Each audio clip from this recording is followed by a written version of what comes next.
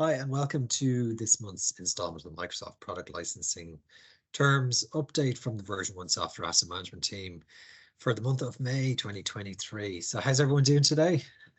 Very well, Good, thanks, thanks, Carl. Carl. Very well, Carl. Good, good. So few updates this month. Versus last month, there's quite a lot of updates. So this month's a relatively quiet one. So I guess today's recording should be relatively short and sweet. I don't know who wants to kick things off with anything interesting that they've picked up on. Yeah, I'll go first. So there's a couple of updates to the privacy and security terms, which meant that they've added Viva Insights to the list of Office 365 core online services and OpenAI to the corresponding Azure core online services. So, this Viva Insights it's part of Microsoft Viva, the employee experience platform that's designed to sort of help connect, focus, learn, and thrive at work for employees. So in terms of adding this into the list of Office 365 core online services, it just means that data, essentially, if whatever geolocation a customer's tenant is in, then the data will stay within that geolocation. And also means that it falls in line with the rest of the security practices and policies applied to the other Office 365 core online services, and the same principles and policies apply to OpenAI under the Azure core online services table. That's about it on that. Okay, very good. So Richard, Windows desktop operating systems, there's a subtle update there on Windows to Go, as far as I remember. Yeah, as you may be aware, Windows to Go was released back in 2012 as a fully manageable corporate Windows environment feature in Windows 8 Enterprise, Windows 8.1 Enterprise, and Windows 10 Education, Windows 10 Enterprise versions as well. Essentially, it allowed the systems to boot and run from certain USB mass storage devices, such as USB flash drives, hard disk drives, which Microsoft had certified as compatible. They discontinued the development of Windows to Go back in 2019. So this change of removing it from the terms, it's expected, I suppose, because this is no longer a feature that is available. I doubt anyone has used it in a long time. So yeah, this is expected. Very good, very good. And then Neve, over to you on Microsoft 365. Yeah, so essentially what they did this month is that they updated the license prerequisites for the newly kind of generally available Microsoft 365, the cross-tenant user migration, the user data migration.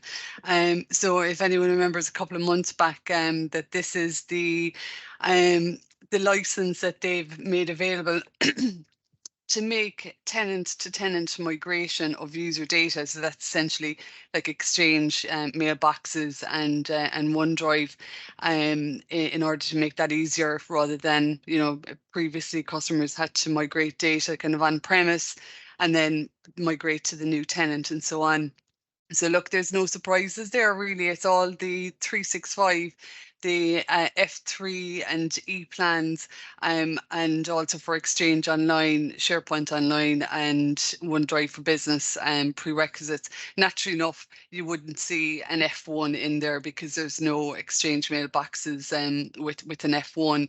And also then they updated the prerequisites for the Microsoft Managed Desktop, and that is where you need like a Microsoft E3 and Defender for Endpoint Plan 2, and also for Microsoft E5, naturally enough. So that's it.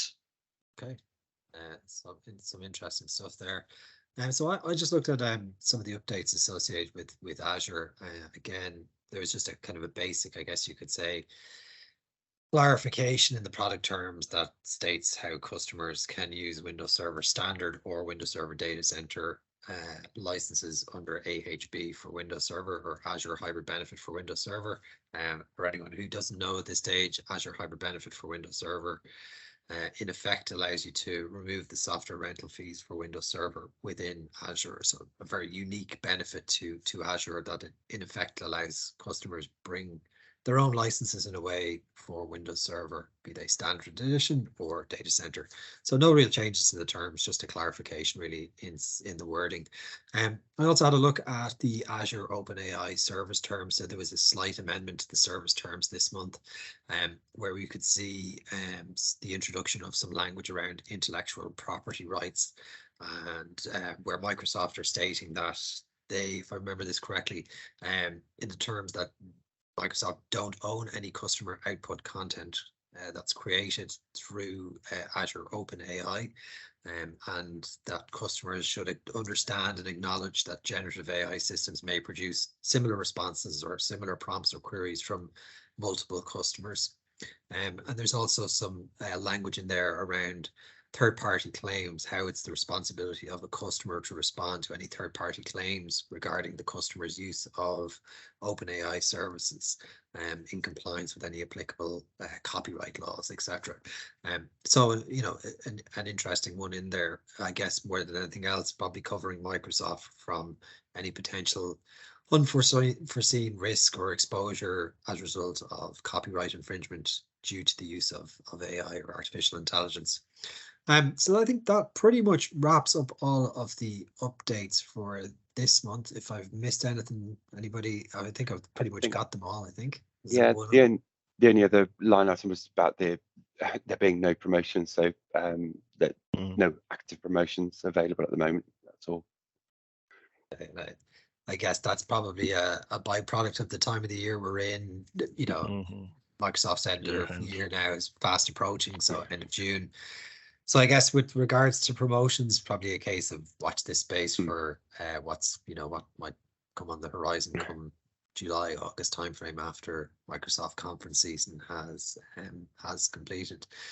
So if you have any Microsoft licensing queries, as always, do feel free to reach out to the software asset management team here at Version 1. We will be delighted to handle any questions you might have on Microsoft licensing, or for that matter, on any other software vendors that you may be working with. So until next month's product licensing terms update, we'll see you then. And in the meantime, any queries, just let us know. Take care. Thank you. Bye.